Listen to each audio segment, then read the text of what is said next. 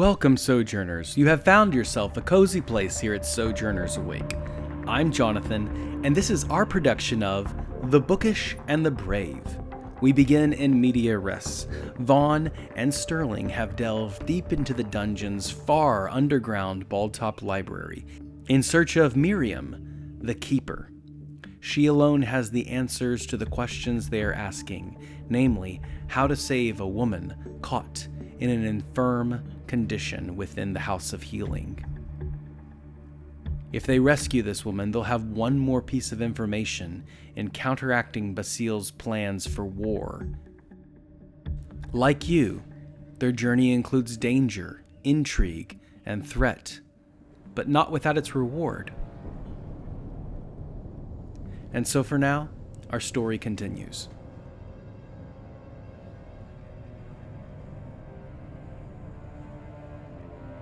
Vaughn, you rush forward.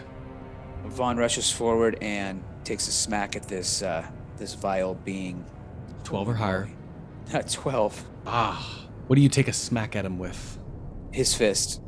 Roll your damage. Gonna be 7 points. The creature takes 4. You feel icy cold smoke as your hand sluggishly moves through this creature's form, and for a minute you feel the crackling of electricity sending the hairs on your body lighting up. Did it release its grip on Sterling? No. Okay, then he's going to do a flurry of blows and punch it twice more, if he can. 12 or higher. Okay, 2 hits for 10 and then 6. Having done 12 damage to it, it releases its grip upon Sterling. Nevertheless, Sterling, you are still paralyzed during this time. How would you attempt to break free as your body feels locked in place, succumbing to the will of this spirit? So from where the stab wound went in, you'll see bubbles start to flow and kind of spread out from that area and slowly cover his legs as they slowly unlock as lesser restoration takes hold on him. The shadow then turns its attention to you, Vaughn, attempting to strike you with a 13. That's not going to work. Being on alert, you quickly dodge out of the way, and this spirit backs away from your presence and says, "I'll be waiting. You will not survive the depths. I have time. Do you?" Vaughn is going to stay facing this creature and tell Sterling, why don't you start down the ladder? I think we need to go to the other side. Well, I'm out of here, mate. I had him for ladders today, though. Yes, I don't think we have a choice. So Vaughn will wait till Sterling heads down the ladder, and then he'll follow. The shadow disappears into the darkness of the dungeon. Sterling, as you walk through, you can see that the tunnel on your left-hand side that descends into the dungeon, smelling of the Mauvie Ocean.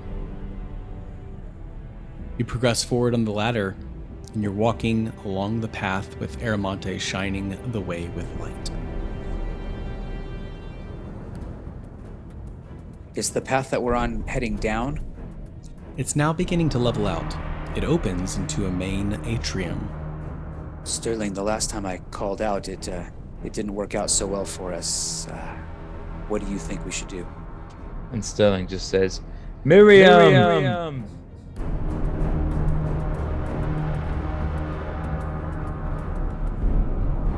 Now beyond the gutter, your voice echoes throughout this chamber and then returns back to you 10 times. You feel that same presence, that strong vacuum of energy, release and exhale through a small little opening in the atrium, across from where you are now. And a woman walks forward. Tall, long green hair, yellow eyes. With every footfall, the ground cannot help but shake. She stands at a pretty far distance from you, a good 100 feet. And she says, "I know who I am, but who are you?" My name is Vaughn. I am a monk from the Order of the Cloverleaf, and I come to ask you a question. Ah, everyone has questions, but are they worth my time? This would be for you to determine, but it may be that it saves a life or many lives. A life. An expenditure of energy. What is so important about this life that I must save? She now walks towards you, and as she walks towards you, she seems to grow in size. Miriam, there is a woman in the House of Healing from the Chinaston family, and she is under a curse where her mind has been taken over, as I understand it, and she only recites that, and he looks to Sterling to help, something about going to the end of the road. See, yeah, about that. You see, there's this weird mind control going on in Bochen. I personally felt it too. There's these vultures, and they have red eyes, and they look at you, and then we feel weird, and then and I think that's the same thing she's got. So, She now has grabbed Sterling by the jaw and is just examining his face as he's talking. Looking left, begins plucking an eyebrow, sniffing. She looks over to you, Vaughn, and begins just walking around you as if she's examining your specimen. You are both human. One of you smells like a plant. Oh, I was just rolling around in the dirt a minute ago. Deception check. With disadvantage, don't know it. Yeah, it's a pair of 3s, and so my deception is 6. Oh no, it's this bag of herbs right here. It's. Uh-oh. Let me Double tell disadvantage for death. let me tell you what you missed. Oh, no. Sterling, as she senses this disadvantage, you see that her eyes shift from yellow to a jade color. No, an emerald color. As emerald as the emerald door that guards the courtyard from Baldtop Library. You begin to feel one of your feet take on the essence of this jade material as this metal crawls up your skin, making your foot weigh 5, 10, 15 pounds.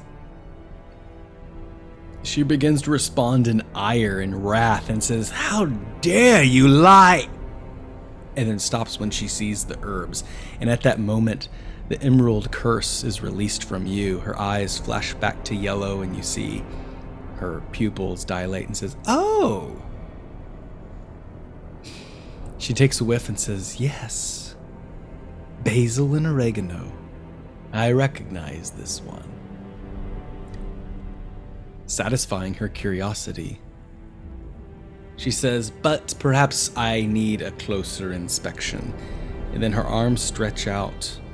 Her physical form morphs into doubling her size, growing emerald scales, a long tail, a ridge, 2 enormous antler horns. Her draconic snout extends out, and before you, 120 feet long, she presents as Miriam, the Emerald Dragon, the keeper of Baldtop Library.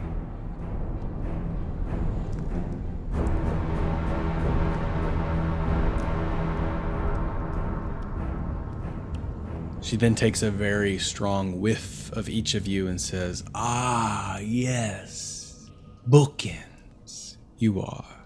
I don't recognize Cloverblade. So I'm very interested in this clover you speak of." She snaps one of her fingers and a chessboard moves between you and Miriam. "Well, since we have each other's attention, I will entertain the idea of giving you what you want, but let's play a little game. It does get rather dreary down here."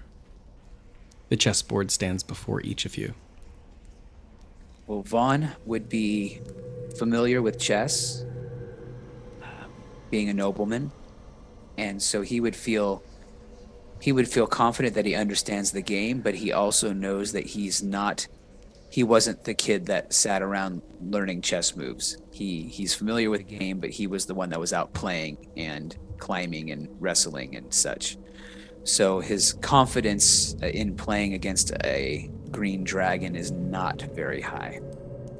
And Sterling's kind of licking his wounds a little bit. He's feeling exhausted. His leg is starting to get feelings and pins and needles back in it as the jade went away, and he's whispering and muttering to himself.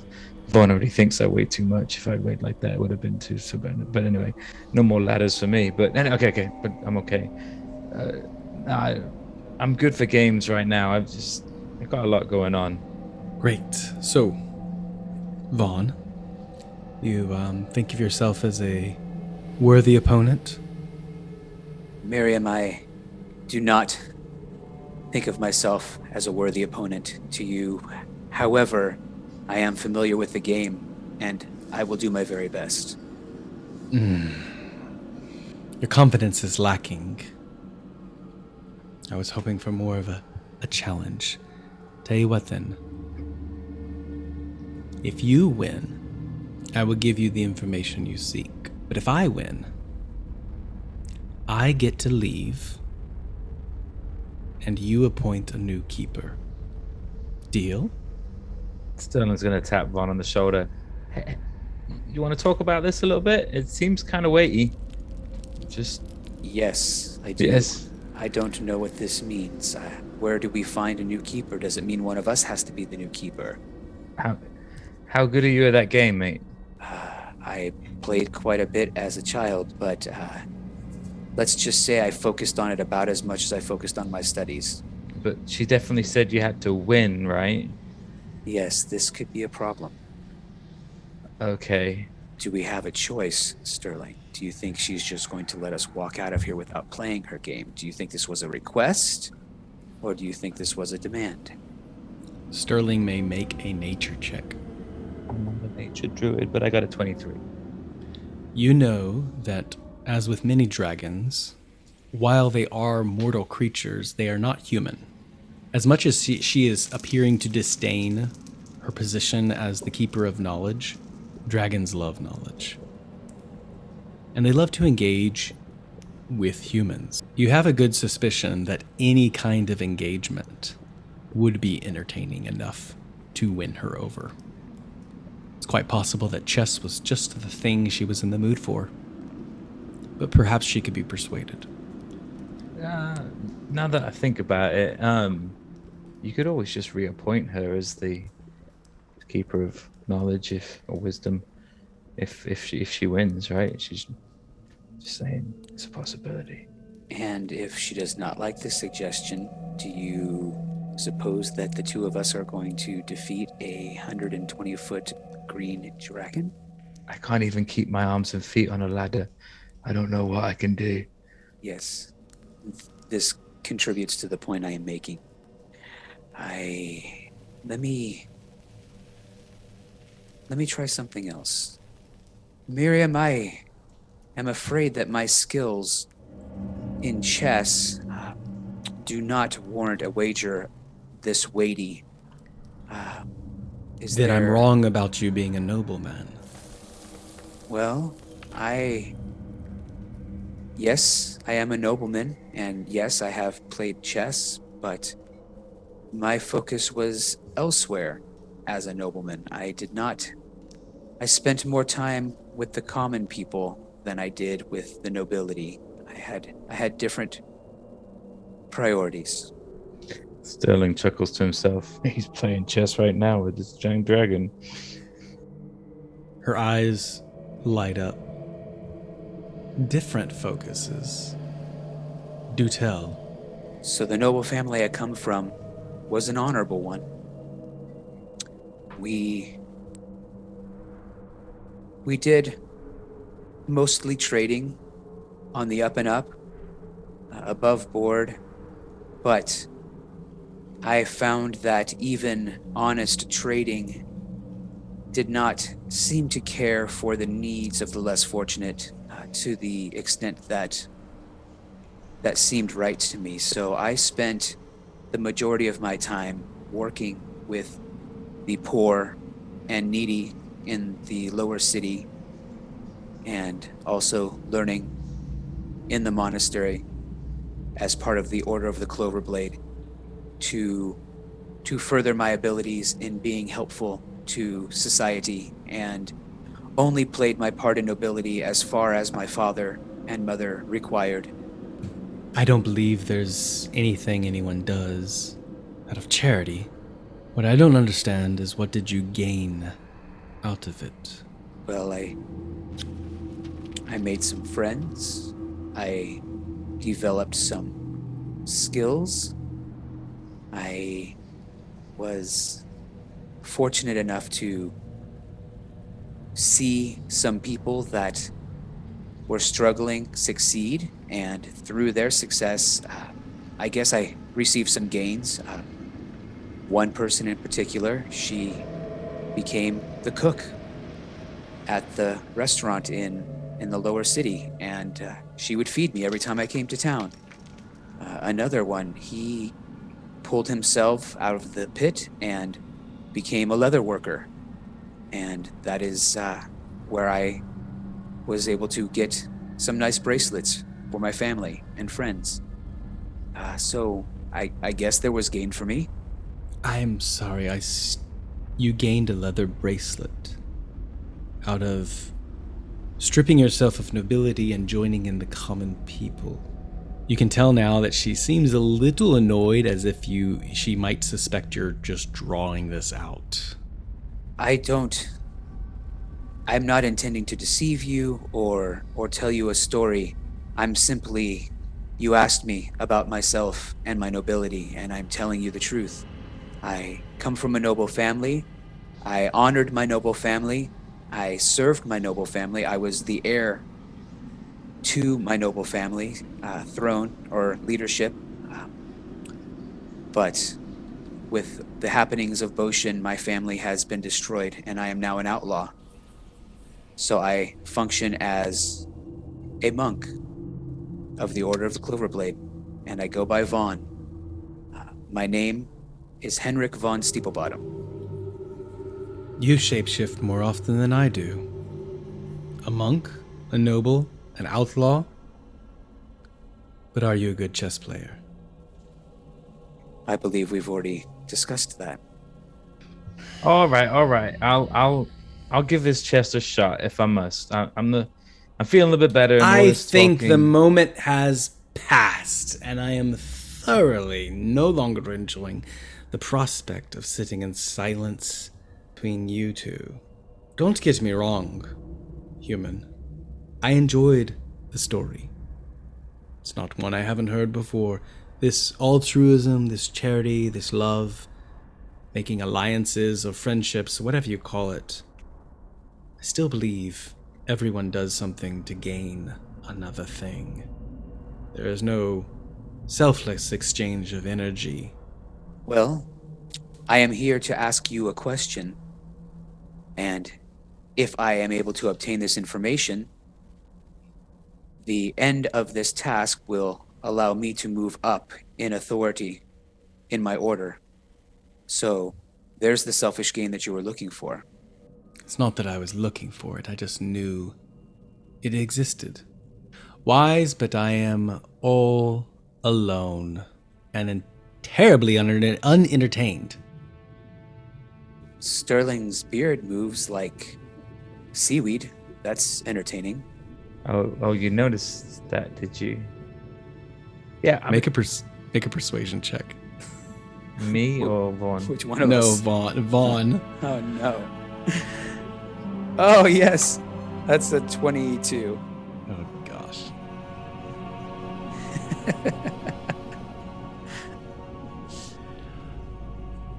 Trim your beard for me. Leave me your seaweed beard, and I will give you what you want. She sees now that it's starting to flow, even as Vaughn spoke of it. Kind of gently waves and wafts, and she sniffs and says, "The Mavi Ocean. I must have it." It would make quite a fine trophy. And then she motions over to the end of the atrium, and you see that there are a few figures, statues of an old woman, a young man, and an old, nearly infirm man sitting on a chair. There's a few other trinkets and weapons and decorations. Those statues look incredibly lifelike. Vaughn looks at Sterling with big eyes because he knows that this would be quite a sacrifice for him. But he also knows that they need to accomplish this task, and playing chess is not the answer. Well, she's now sitting on her rump, rubbing her hands together, and her tongue is beginning to loll out, and you can see that dragon envy, the covetousness you had been warned about before in bedtime stories and in class. Once a dragon sets its mind on something, it will not rest until it has it. So looking at the dragon, kind of like that. Checkmate. Vaughn, I don't have any sharp weapons, I don't really, you seem kind of clumsy I am. So yeah, but can you help me out here? Vaughn whips out his sword and swings it as fast. No, just kidding. Vaughn pulls out his sword and very gently, he says to Sterling, pull down on your beard. And then he'll just very gently on the with just the tip of his sword, slice through it. She watches on with interest as Vaughn, you carve the hair from Sterling's skin. With a sharp blade, you nibble down to the nub where Sterling is left just the stubble. And as you cut away the beard, you feel it wave. You remember how his beard waved the day he attempted to resuscitate that young man in Bochen. We see the time where Sterling dove below the water and sent forth signals of water spouts to warn Hawkins and Vaughn of the lizards attacking on the River Sharon. And you remember looking back in the boat as Sterling kicked and propelled the skiff along to the bank of the other side of Bochen, pulling you to safety. And now with his wet clump of beard in your hand, Sterling stands before you shorn. Thank you, my friend. I'm sorry. It's all right. I can't grow it up top, but it seems to kind of grow down the bottom okay, so I won't show my face as much for a few days. Let's hope that it grows back well. And then he'll turn to Miriam. Your prize, my lady. She grins, and you can see the teeth that would easily sever your body in half with one chomp. She grabs it with delicate fingers and holds it up like a child holding a toy up at Christmas time. She moves over towards her section of trophies and places it. Looks back and says, I know just the place for it. And hangs Sterling's beard up on her wall. Sterling, you have a little bit of knowledge of dragons. You know that dragons can be deceptive. And it's not that they outright lie. It's just that they don't outright tell the entire truth. She looks and says, okay, your friend. Repeat after me. Shali Sakra. That is the word that will lift the spell from her mind. Shalis Akala. Sterling, can you do this? He'll definitely be trying, kind of thinking about that bird while he does it as well. Selisaka. Repeating the word, she says, exactly.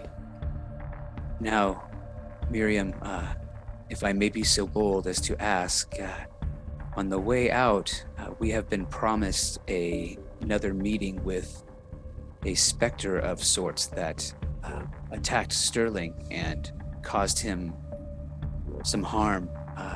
Is there a way around that, or do we have to fight through him? Hey, we could always go down the tunnel to the ocean.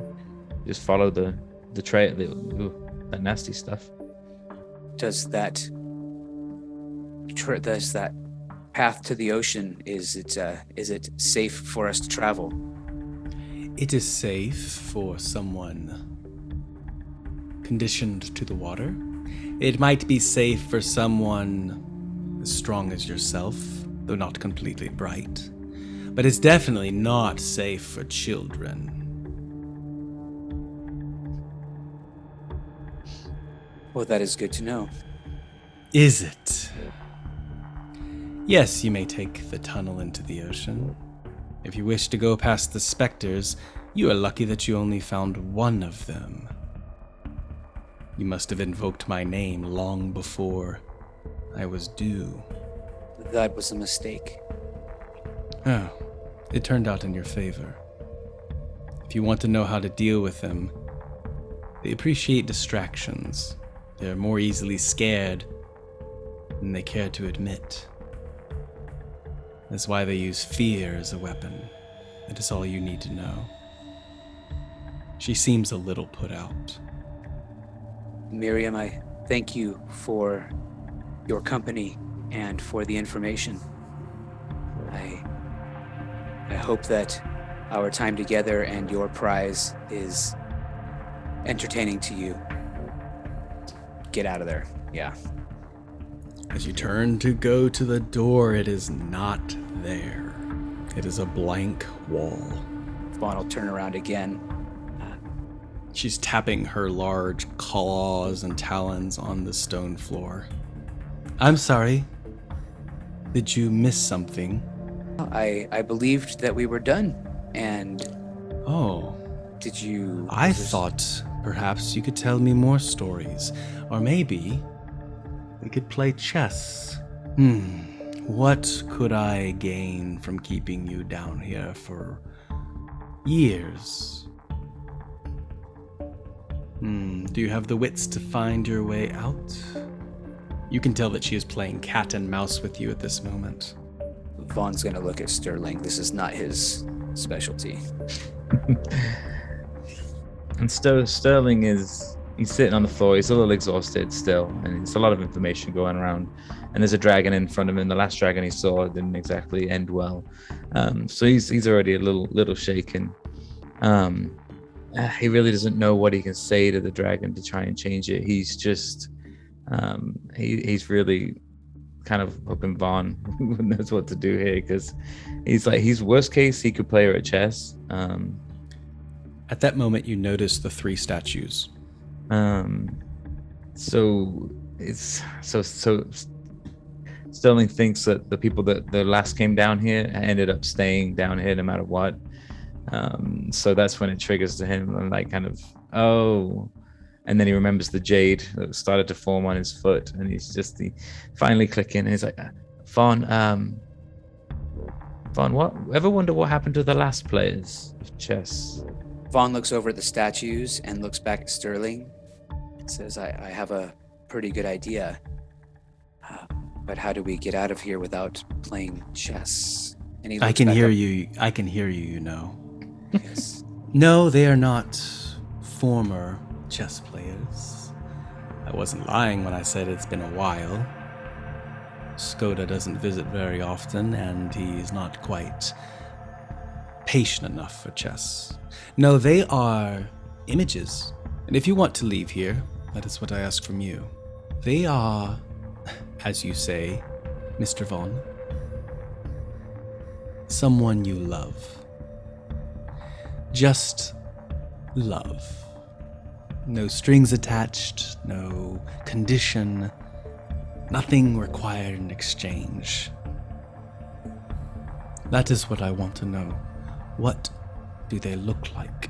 As you see these jade statues, they are amazingly fine in detail, almost as if they were crafted from someone's perfect imagination.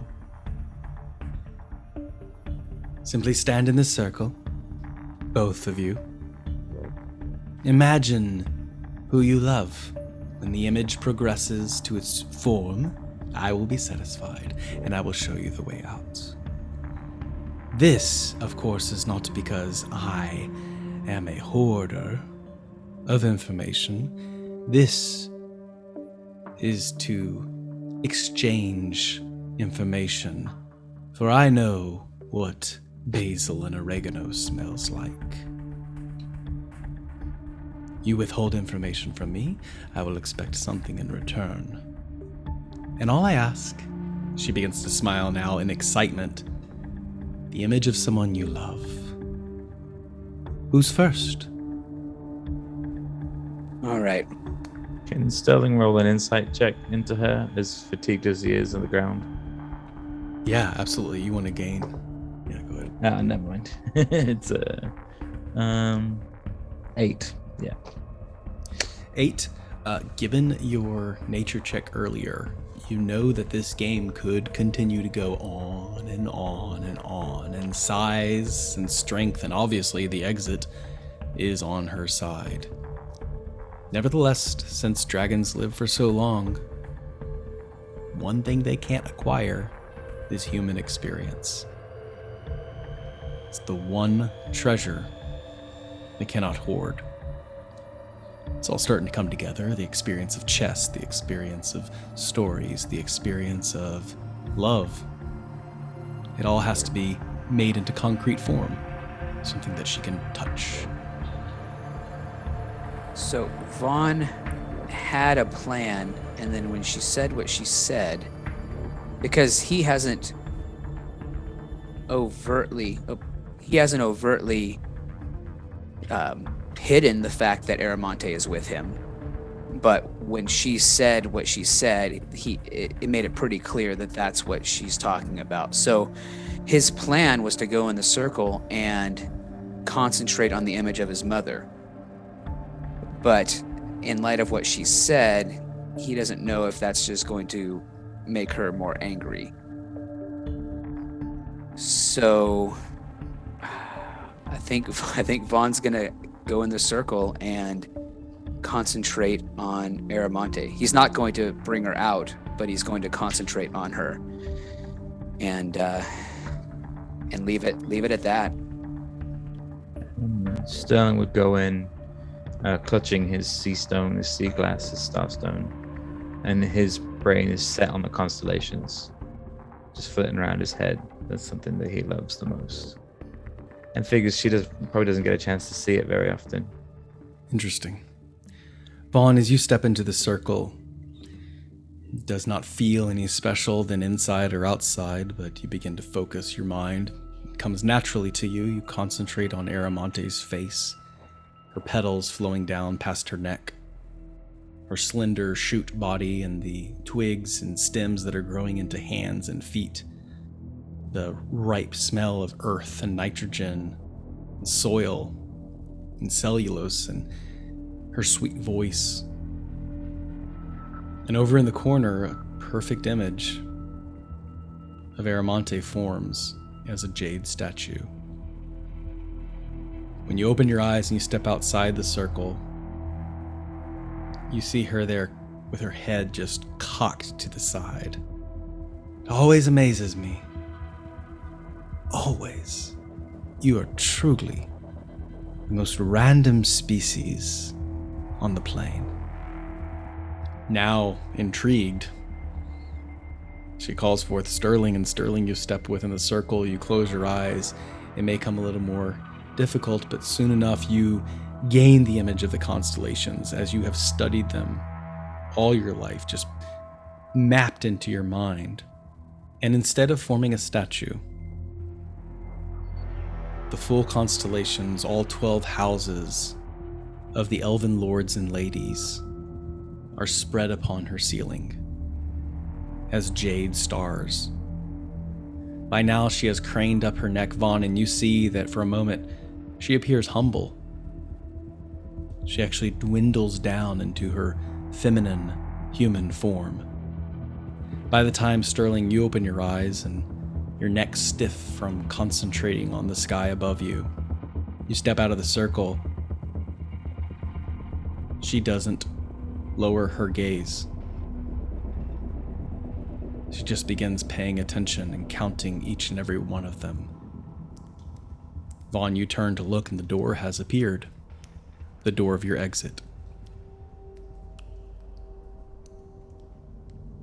Vaughn's going to nod at her in a thank you, and he's going to make a beeline for the door.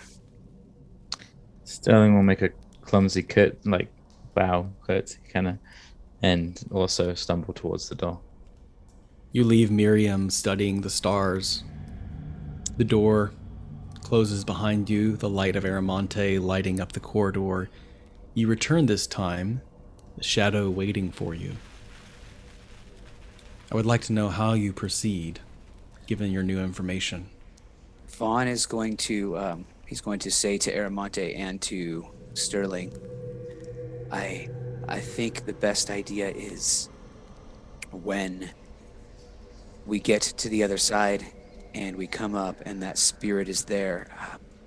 Aramonte, can you look at him really hard with your eyes?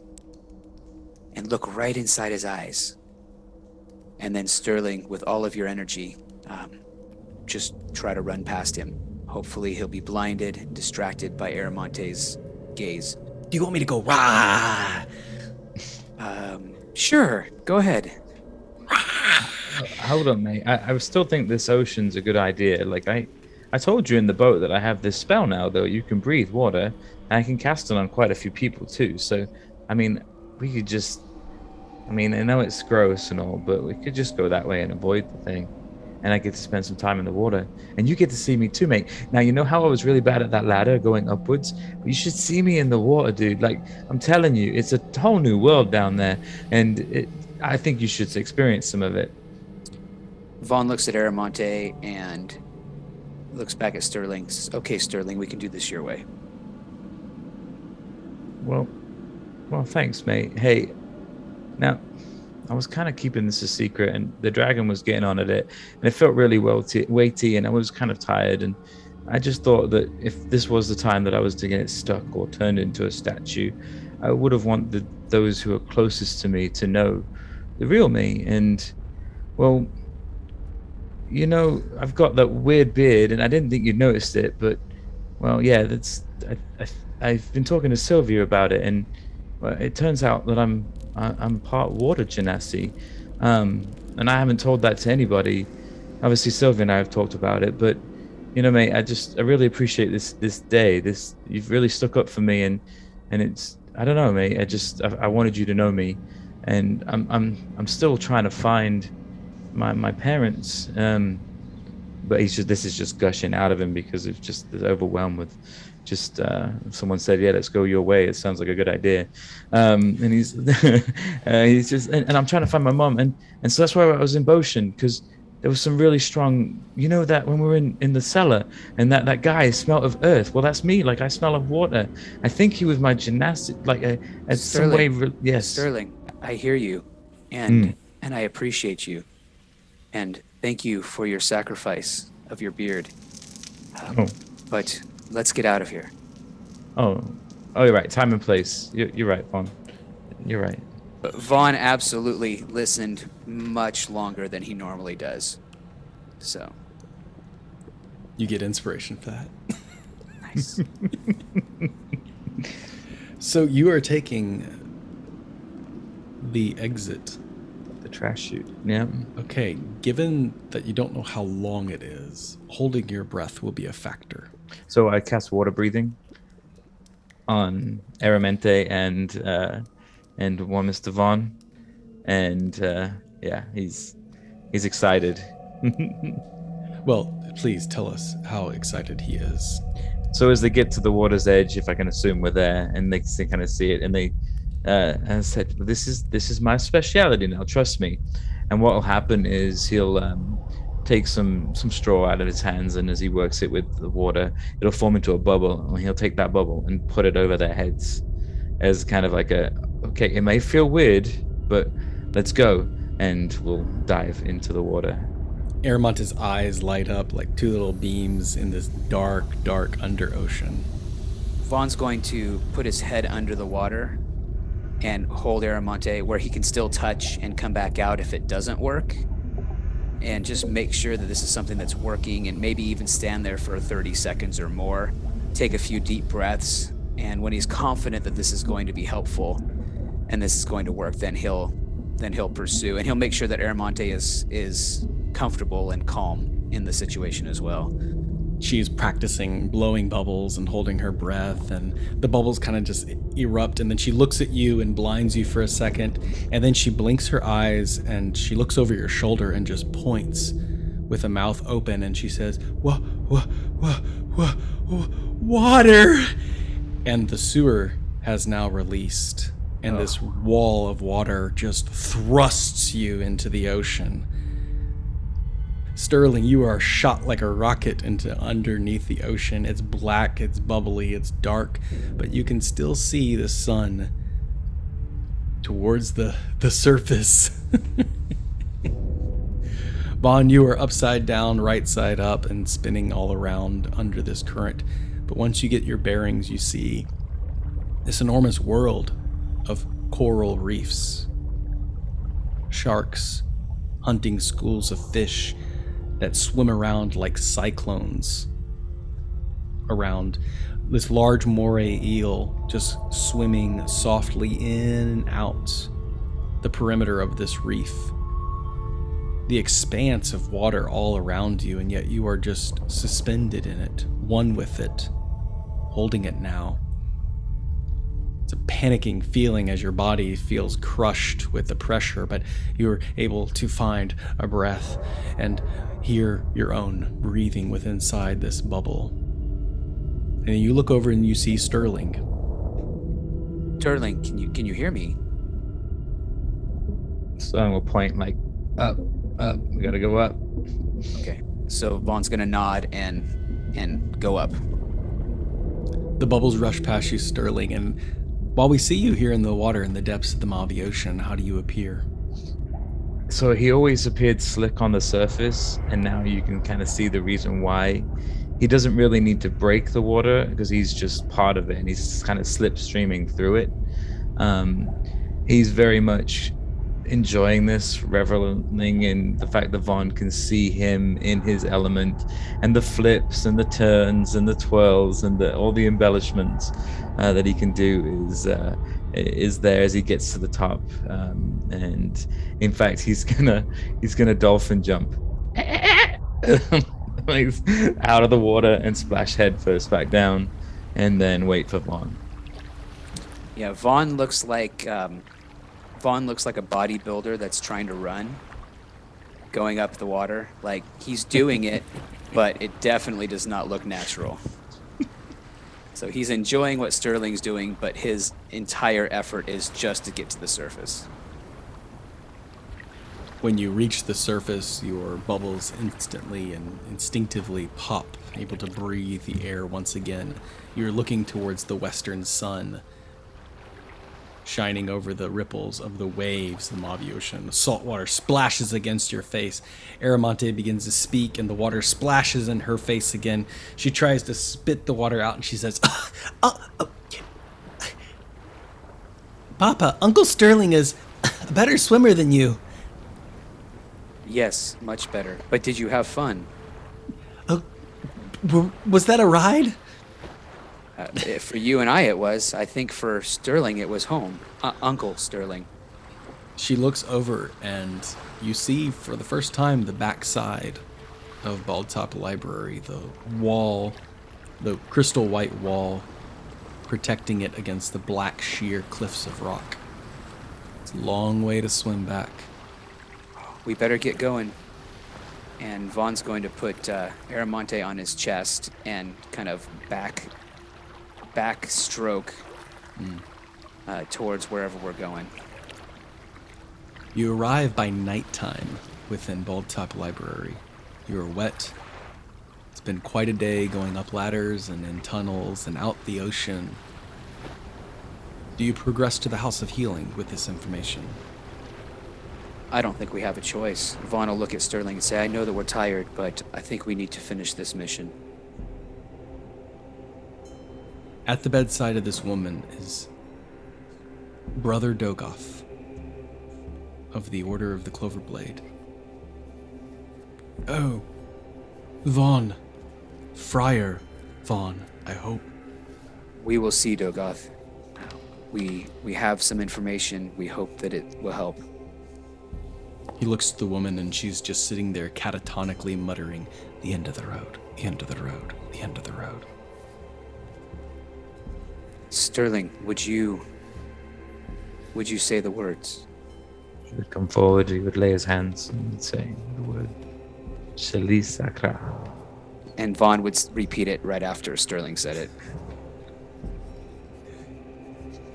When you say the word, the woman just says it one more time and then mid-sentence, the end of the road. And then you see that her body begins to relax. Her arms droop to the side, her jaw relaxes, and her eyes begin to close. She takes a deep breath, and Brother Dogoth begins dabbing her forehead with a damp towel. He says, Miriam, are you okay? Please. I'm fine. What do you remember? Black Lotus. He said he wants it. He said he wants it. He looks back to you as if he is searching for information. Dogoth says, I don't know. Do you feel well? Where am I? You're in a safe place. It's all right. Get some rest now. Miriam, who wants the Black Lotus? She sits up with strength, looks you dead in the eyes and says, Lord Basile wants it.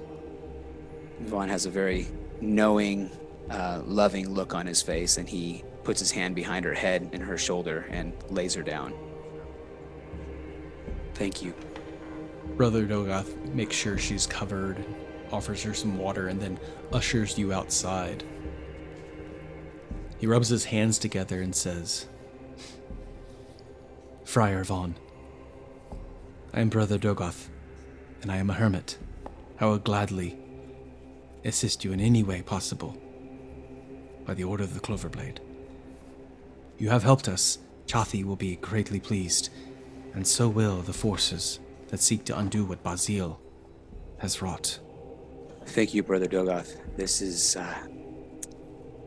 just another moment of quite disturbing information, and I fear that we have a lot to do still when it comes to Lord Basile and his desires. But I am grateful to know you, and I am grateful for your help. And we will work together as needed. I am always in support of the Cloverblade, and it's only by a happening chance that I'm here. I was escorting an orphan named Samoon, young man. Oh, should I say he escorted me here to Top Library. And, I believe he's off on other adventures now, which leaves me free to do anything at your bidding. I would have you personally know that I do not intend to ascend any rank. I do not wish to gain anything from the Order of the Cloverblade. I only wish to give out of the love I have for what they have done for me. Well, Dogoth, that was my intention as well. And you can see that by serving, sometimes elevation finds you. So let's serve together. Wisely said. And so for now, our story concludes.